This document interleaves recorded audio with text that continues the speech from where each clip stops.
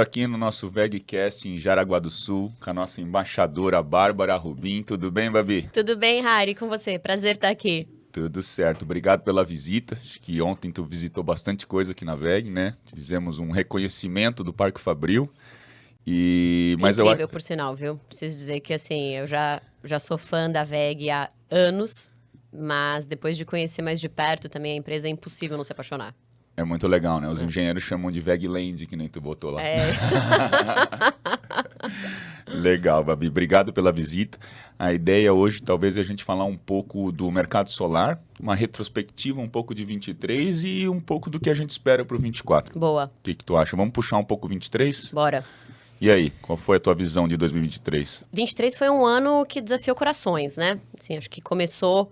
A gente sabia que ia ser um ano mais difícil do que a gente vinha de 21, de 22, que foram anos que a Solar cresceu muito, porque a gente teve a mudança, né, da regra da GD, do Marco Legal, da Lei 14.300.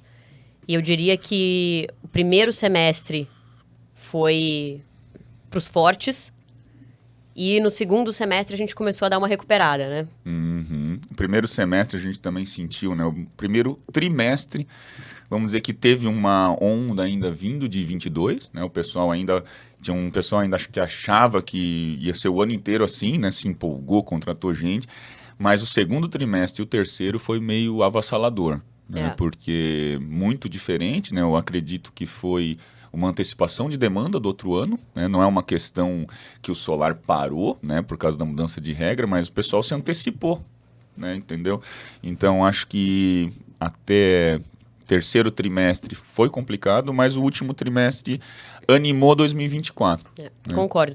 E acho que teve uma coisa também, Harry, que você colocou aí, não só da antecipação de demanda, mas como a gente vinha de uma onda de muito projeto que foi vendido em 22, exatamente porque o pessoal se antecipou sabendo que a regra ia mudar, eu acho que muito integrador focou boa parte do ano de 23, até por causa dessa questão dos juros altos também, que estava dificultando o financiamento, etc., mais em entregar o que ele tinha vendido do que necessariamente em se capacitar ou em entender como é que ele deveria agora formar o discurso dele para conseguir vender para o consumidor, tendo em vista a mudança de regra. Então, como é que eu explico isso para o consumidor? Como é que eu passo segurança para o meu cliente? Uhum. E aí eu acho que esse movimento ele começou a chegar mais no final de 23, pegando agora 24, exatamente porque aí, comecei a entregar o que estava no meu estoque de 22, agora realmente... vou ter que me mexer para colocar mais projeto para dentro. Uhum. A gente sentiu isso como se fosse o faturamento, início do ano estava bom, mas a entrada de pedido já estava caindo, né? Fazer carteira, né? O pessoal pegou uma boa onda do outro ano. Perfeito. E acho que foi essa boa onda também que se refletiu nos números, né? Do ponto de vista de capacidade instalada que a gente teve, para solar foi muito positivo. A gente colocou 12 gigas de solar, sendo que 4 de geração centralizada, mais 8 GB só de GD, quase 1 GB por mês. 8 GB de GD realmente é uma média de longo prazo que a gente projeta, não é muito pouco, né? É uma média, claro, quando a gente vem de 2022, quanto que foi em 18 GB mais ou menos? Tu que sabe esses números, quanto foi em 2022? Foram 15 GB que a gente adicionou. 15 GB em GD, né? É quase o dobro, né? Quase então o dobro. A impressão realmente é que... Não é impressão, né? Vendemos menos em 2023, com certeza. Mas 2024 chegando, né? A gente completou o mês de janeiro conectando 1 GB. Só em janeiro? Só em janeiro. Não, 2024 chegando, boa. Não, verdade. E complementando, né? Normalmente a estação do rally do solar é o último trimestre, né? E em 2023 não começou em outubro. Né? A gente sentiu esse rally começar início de dezembro. Então, vamos dizer que acumulou. Então, acredito também que 2024 a gente começa a ter talvez um primeiro trimestre mais extenso. Eu não sei se nós vamos ter inverno no segundo trimestre, que nem sempre tem no solar, né? Eu tô otimista para 2024. Perfeito. E aí eu acho que essa movimentação tem várias coisas que podem explicá-la, né? Assim, eu acho que a gente teve... Você até falou de inverno, eu estava pensando no clima, para dizer que a gente teve também no final de 23 aquelas ondas de calor que assolaram o país. Então, isso também é um elemento que acaba despertando a demanda no consumidor, porque ar-condicionado no talo, conta de luz vai nas alturas, e aí preciso dar um jeito de poupar isso. E junto com isso, a queda dos juros, né, com a redução da Selic que a gente teve, E um ponto que tem sido muito falado, Harry, que até queria perguntar a sua perspectiva sobre isso, que é a queda do preço também dos equipamentos. Na verdade, isso eu acho que foi o principal fator agora para essa retomada, né? O que a gente viu em 2023, né? Um módulo no início do ano a 28 centavos, FOB China, né? E final do ano a 12, né? Então a gente vê uma redução de mais da metade, né? Entendeu? Então isso no kit a gente consegue perceber que, por exemplo, hoje uma residência de 3 kW é o preço de um iPhone. Entendeu? Então, a classe C e D, outras pessoas que não tinham acesso a solar, elas começam a vir, entendeu? Então, por isso que eu acho que o residencial pode ser quem vai mais pivotar solar esse ano, justamente por gente que não tinha acesso, né? Vamos dizer que o C&I, o comércio e indústria, o pessoal já estava olhando, se antecipou, né? Mas a gente realmente está sentindo um movimento esse ano, por causa de preço, entrando numa outra camada que não estava em 2022. A gente consegue visualizar isso. Muito legal. E tem um outro ponto, que acho que fortalece isso também, que é a própria questão da disponibilidade de financiamento. Né? Tem muita gente que desconhece a quantidade, por exemplo, de opções que a gente tem hoje para um financiamento fotovoltaico. A gente já tem mais de 70 linhas de financiamento disponíveis no Brasil para o consumidor que quer gerar a própria energia. Nem todas são focadas no residencial, o consumidor rural tem muita linha também disponível, que acho até que esse é um público, né, que a gente também trabalha bastante na WEG. Com certeza. Mas acho que isso tem puxado muito o residencial, que responde do ponto de vista de participação em GD, né, do ponto de vista de unidades consumidoras, por 78%. 78%? 78% em unidade consumidora é residencial com GD. Quando a gente olha para a potência, o consumidor, o residencial, ele começa a brigar mais com o comercial, porque o comercial instala muito maior, né, o sistema.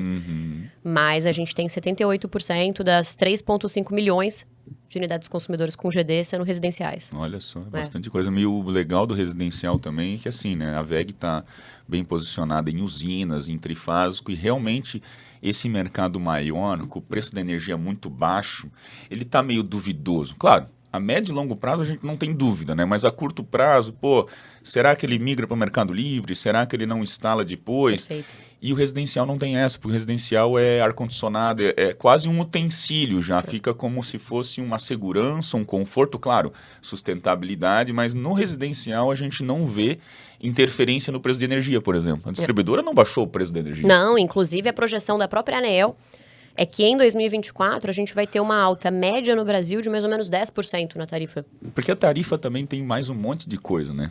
Além de Penduricalho. Algum subsídio que foi dado lá atrás, né? Tu conhece muito bem essas áreas, né? Exato, exato. Então a gente não tem perspectiva de queda de tarifa, mas a gente teve uma queda de sistema muito grande. E aí quando a gente olha para a economia na conta de luz, eu acho que um ponto também que a gente tem visto crescer muito é a questão da gestão. Verdade. Inclusive, a gente conversou ontem, né? A gente está lançando o WEG Smart Home, que é justamente fazer a gestão de energia na casa, além, né, do sistema solar e do carregador de carro elétrico. Tu realmente gerenciar, né, o teu consumo no ar-condicionado, a luz que tu acende, ter isso na palma da mão para sair de casa, esquecer a luz, apaga. Então, a energia mais barata é a não consumida, né? Certamente. E eu acho que uma coisa que me chamou muito a atenção conhecendo os produtos da WEG Home, Ari, é que quando a gente pensa no setor elétrico e quando a gente olha para energia e para gestão de energia, usualmente é uma coisa que só está disponível para o grande consumidor. Porque o pessoal associa, tenho que fazer uma puta obra, vou ter que trocar equipamento na minha casa. Então, para um consumidor residencial, para mim, por exemplo, moro sozinha em casa, isso ficava muito distante, né? E agora vocês estão trazendo soluções que aproximam isso do consumidor residencial. Então, incrível. Não, a gente está acreditando muito nessa tendência de casas inteligentes, né? Tudo na palma da mão. No WEG Home tu vai ter o teu solar, as tuas câmeras de segurança, que a gente também está entrando nisso, né? A gente acha que isso tem a ver com conforto e segurança, tudo interligado, mas a gestão eficiente da energia, eu acredito que todo mundo, a médio e longo prazo, vai entrar nessa onda, porque é uma tendência mundial, né? Com certeza. E é muito legal, porque quando a gente olha histórico de desenvolvimento de modelo de negócio para geração de energia distribuída, não só sistema de compensação de energia elétrica, mas GD como um todo, a gente passa por 3 fases, né? São 3 grandes fases. Então, a primeira fase é compra e venda de sistema, que é o modelo turnkey, que a gente, né, pratica aqui usualmente no país. A segunda fase é a de locação das usinas, que a gente também viu esse boom acontecendo aí em 20, 22, ainda 23. Tem um pouco de GD1, né? Ainda tem, exatamente. E a terceira fase é a fase da gestão. Para vender também serviços para o próprio integrador, né? Fazer todo esse acompanhamento, não precisar originar novos clientes, né? Todos esses clientes solar já têm um perfil dessas tendências, né? Então, é gerir esses clientes, botar mais coisa e fazer toda essa administração. Exatamente. Então, a gente até fala da energia como um serviço, né? O Energy as a Service. Como é que a gente consegue estabelecer uma relação com o cliente que não seja só vendi, acabou, fui embora? Não, legal. Acho que a VEG está preparada para essa tendência. Estamos aí, eu acho que a Babi no seu apartamento vai ter todo o VEG Home, né, Babi? Eu acho que Estou ansiosa por isso, viu, gente? Então eu acho que vamos ter bons conteúdos para dividir com o pessoal aí. Opa, bora lá. Quem sabe a gente não grava um VEGcast lá em casa mostrando Boa, a aplicação. Acho que sobre 23 e 24 é isso aí, né, pessoal? É isso. Beleza? Valeu, um abraço. Obrigada, Harry. Valeu, Obrigada, Babi. VEG, também, por me terem aqui. Até a próxima, gente. Valeu.